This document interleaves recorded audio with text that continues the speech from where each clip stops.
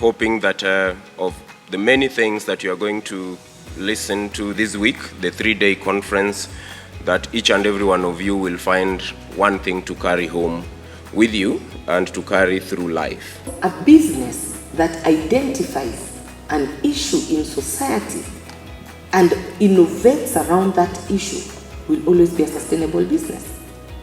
So if you ever think of being an entrepreneur, look for a business idea that gives you a chance to tackle something in your society. You as young leaders who are going to be sustainable leaders of the future, you should be thinking about ending poverty. How do you end poverty? Every time when you wake up, wherever you're going, you need to understand, who are you? What are your strengths? What are your areas of development? And if you to get that opportunity that probably you get it once in a lifetime, how do you position yourself in a way that someone can pick you out from the crowd? Manners matters. If you have to be a leader, you have to say hello, you have to say good morning, you have to be somebody who has good manners. And when you talk about manners, don't you talk about one thing, discipline. And what is discipline? It's only one thing, is that you behave within the required norms of the society. So what the society says, if you go to a company and the company says this is the way we dress, you are maintaining that standard that is required. And that is what is required of you today as leaders. Do what you can, where you are, with what you have. Do not look at the fact that I have to be a politician to be a leader in this country. But whatever God has bequeathed in your hand, hold it with a lot of prudence. Hold it with a lot of responsibility. Has God given you a talent? Do it like you've never done it before. You're not only asking people to look at political leadership. That is too myopic. That is too narrow for you. Do not look at life that way. When it comes to climate change, when it comes to do with things to do with the environment and education, we want to hear you glowing. It's not just in politics that your voice is going to be heard.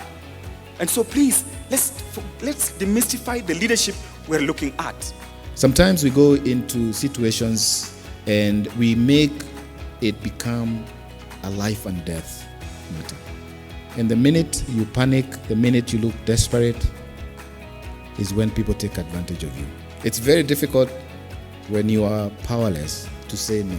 But believe you me, the best thing you can ever do is to say no. I just urge you to remain steadfast. You will always go through different obstacles. You will have frustrations in school. Even find it very hard to even make friends, especially when you go out there and the culture is very different. But remember, all those things are teaching you something. Remember, all those things that you're going through are actually preparing you for the future. So don't give up. You may be going through different things in life right now. But remember, take stock of it and say, I will begin afresh. Draw from a plain paper and say, this is who I want to be. And that struggle is not a one-day struggle. You have to work towards it. Sometimes we get frustrated that we think that all the good ideas have been discovered. There's nothing new to innovate. I want to tell you, there's a lot more. Corruption is one of the major problems in the country. What is the judiciary doing to solve the issue, both within itself and in Kenya as a whole? How do people get to understand that this is not a one man's fault, it's all of us?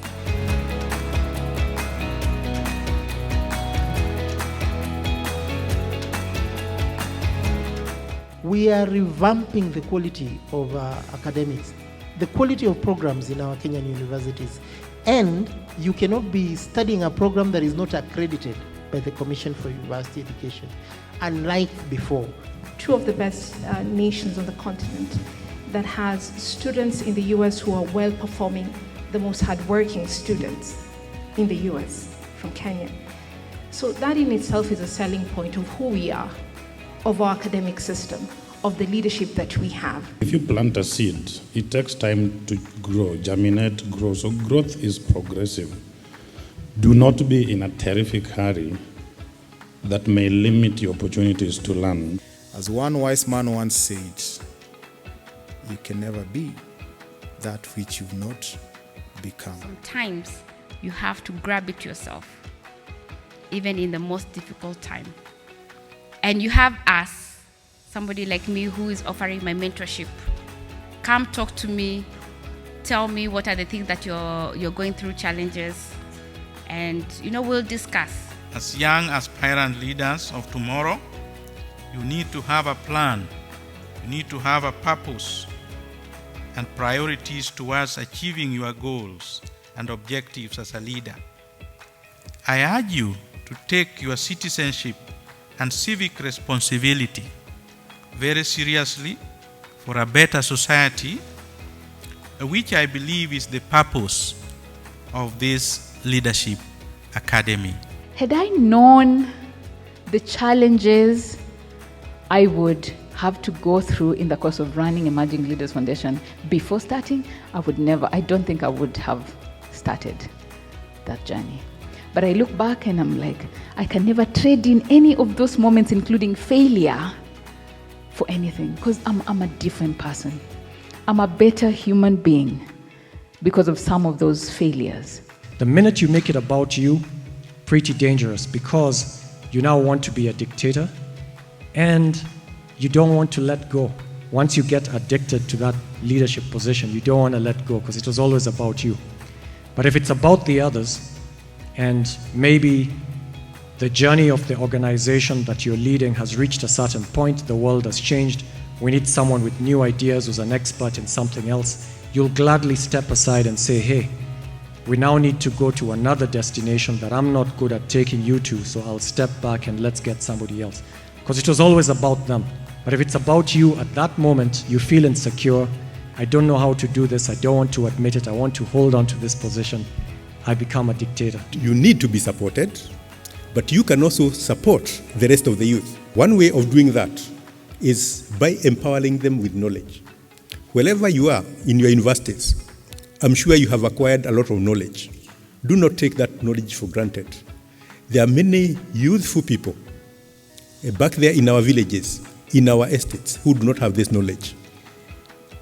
Do your part in terms of empowering them. I'm happy to note from the impressive things that the alumni of this institution are already doing in various parts of the world, that this academy is proving to be a crucible for nurturing and molding the next generation of transformative professionals and leaders who will be the drivers of the transformative change in our communities, in our country, and even globally.